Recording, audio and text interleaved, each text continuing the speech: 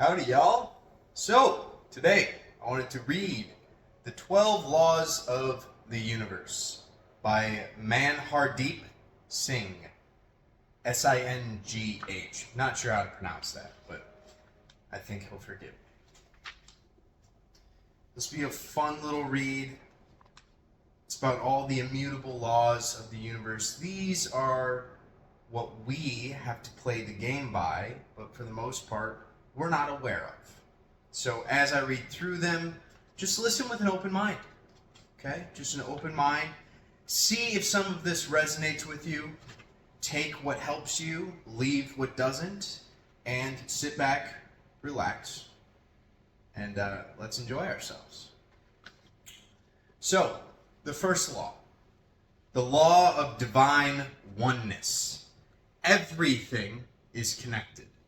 The first and most fundamental law of the universe is the law of divine oneness. It emphasizes the interconnectedness of all things. It says that beyond our senses, every thought, action, and event has something to do with everything else. In other words, every choice, word, desire, or belief you have affects the world and people in your life. We're all connected. You, your dog, the tilapia you ate for dinner last night, your boss, and Dwayne, the annoying barista at your local cafe. That seems oddly specific, Mr. Manhardeep. Back to the book. Yes, you and Dwayne both come from the same place and are energetically connected.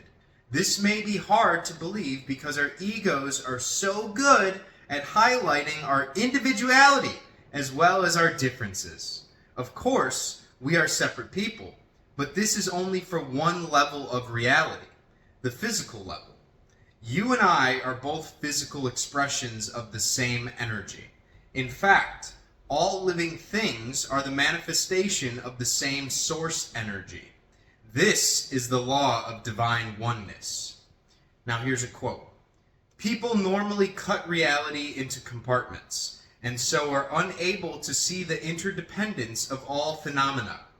To see one in all and all in one is to break through the great barrier which narrows one's perception of reality. That's from Thich Nhat Hanh. Let's go one step further. When we are all connected, your thoughts and actions affect everyone. We believe that we can go around in the bubble of our own life without affecting the people, communities, and the environment around us. In some cases, the effect is obvious and immediate. You have an argument with your friend and then regret it. Sometimes it's an indirect effect and you never notice it. When you hold the door open for a stranger who feels invisible to the world, that simple gesture of acknowledging his presence brightens his entire day. Have you felt this before? Here's another quote. Every single atom inside of you is connected in some way, shape, or form to the rest of the universe you move through. This means that everything we do has a ripple effect and affects not only us, but others as well. Remember that your actions are important. They both matter and make a difference. Everything that exists, seen and unseen, is connected to each other, inseparable from each other to a field of divine oneness. Understanding this law is important. As we do, we will realize that what we think of each other should only be for good. If we think good of others, they will think good of you. It is essential that the thoughts, feelings, and actions be for good, for we reap what we sow. As you gain a fuller understanding of these laws, you will see how they are all related and overlap each other and govern the world we live in. Everything consists of and exists as energy. Your subatomic particles aren't fixed. In fact, particles may be flowing into and out of you now from this page, the sky, the floor, your best friend, and your worst enemy. In other words, there is no separation. Here's an important question to contemplate on. upon.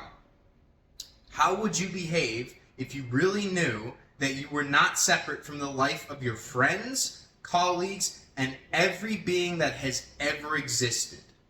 The answer is this: probably differently. Now let's take a deeper look about the understanding of divine oneness. It has many names. People like me call it the source or the world. Wayne Dyer calls it spirit. Some call it energy. Others use the name karma or Buddha. Whatever it is there, and it unites us all. So let's find out how we are connected to everyone else. You were born from another human being. Two, actually. Two people connected and made you. There is no other way to make life. And the two people who made you, another two people had to make them. And the two people who made them took another two people to make them.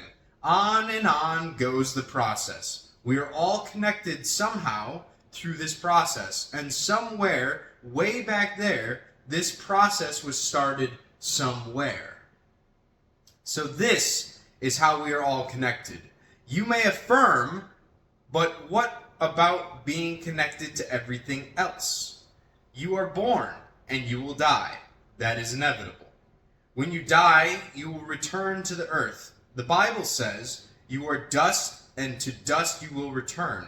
We return to the earth. When we die, we become the dust that creates fertile ground in which our food grows and nourishes us. We flow into the water to feed life to plants and other animals. Look at the dust, substances that form fertile soil. The dust that makes the soil on which our food grows and nourishes people. Add water to the equation.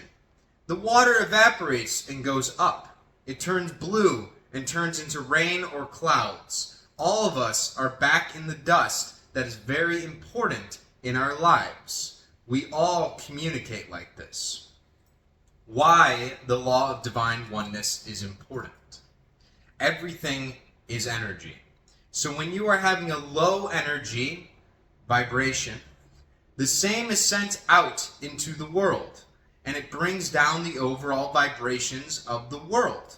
As the law says, we all are connected. So your vibrations affect my vibrations and vice versa. So when you are low, I simply cannot be as high. This is because your low and my high will balance each other out somewhere in the middle. A person at low energy can take a lot away from the world. It automatically stops people from being at their highest energy, vibration. It is important to consider that if enough people run through the world with low energy, the world starts to be dragged down. The same applies for the higher energy.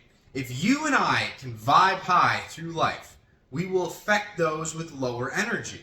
Our high vibes will come down a bit, but their low vibes will come up. And the higher we can vibe, the higher we can bring up the lower vibes. So the secret to a happy, healthy, wealthy, and fruitful life, better than even you can dream about, is hidden in the vibrations. But not just in your vibrations, in the world's vibrations. Therefore, it is essential to keep the world at a high vibration. This is how we can make this world start doing amazing things. How to use the law of divine oneness. The law of divine oneness isn't something that you apply. Instead, it is more of living with an awareness of we all are connected. Keep this law in your mind when you interact with others. Knowing that you are connected to everyone and everything you interact with, how will you be different? How will you interact? And what can you do to raise your vibrations while raising others? These are the questions to ask yourself as you look deeper into the law of divine oneness. Advice: be mindful of your thoughts, actions, and behavior, for they send waves throughout the universe, and since we're all connected, What goes around comes back around in some form.